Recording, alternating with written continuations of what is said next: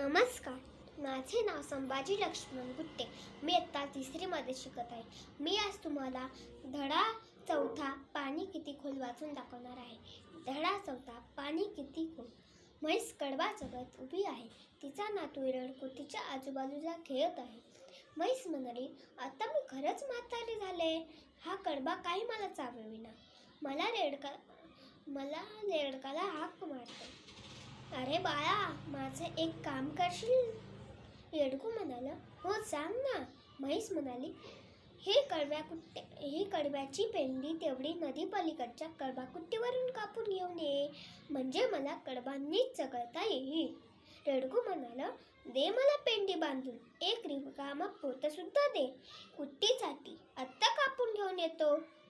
म्हैस रेडकाच्या पाठीवर कडब्याची पेंडी बांधून देते. रेडकू उड्या मारत मारत नदी किनाऱ्याजवळ पोहोचला.